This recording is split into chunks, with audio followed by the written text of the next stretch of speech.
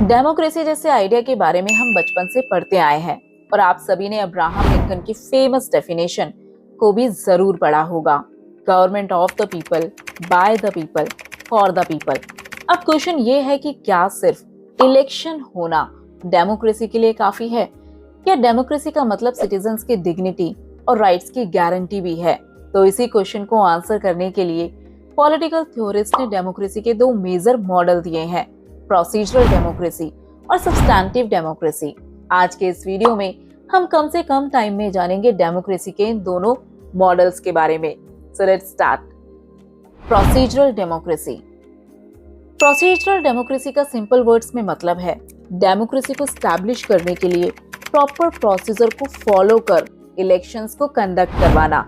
इसके अकॉर्डिंग अगर एक कंट्री में फ्री एंड फेयर इलेक्शंस हो रहे हैं, लोग वोट कर रहे हैं, पॉलिटिकल पार्टीज एक दूसरे से compete कर रही हैं और मेजॉरिटी रूल फॉलो होता है, तो ऐसे सिस्टम को डेमोक्रेटिक कहा जाएगा।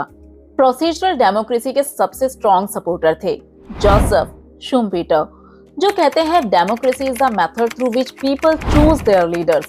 यहाँ डेमोक्रेसी का मतलब है एक प्रॉपर प्रोसीजर के जरिए लीडर्स को चूज करना, ना कि इक्वालिटी, जस्टिस या लोगों के वेलफेयर को इंश्योर करना।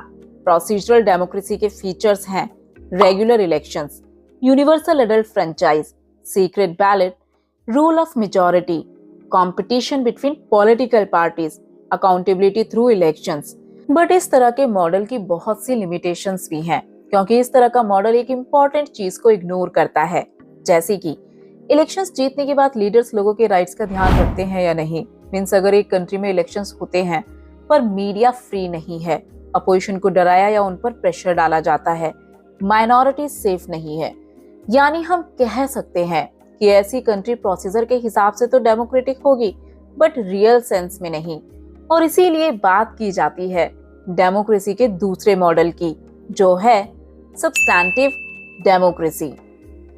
सब्सटैंटिव डेमोक्रेसी कहती है कि डेमोक्रेसी सिर्फ इलेक्शन का प्रोसेस नहीं है। रियल डेमोक्रेसी तब होती है जब सिटीजन्स को एक्चुअल में सब्सटेंस मिले, जैसे कि rights, equality, freedom, justice, welfare और डिग्निटी जैसी वैल्यूज। यानी इस मॉडल में फोकस क्वालिटी ऑफ लाइफ पर होता है, ना कि सिर्फ वोटिंग पर। सब्सटैंटिव डेमोक्रेसी का मॉडर्न एक्सप्लेनेशन करते हैं Nobel prize winner Amartya Sen. Sen कहते हैं a democracy is a real only when people gain actual capabilities such as education, health care, freedom from hunger, poverty and discrimination।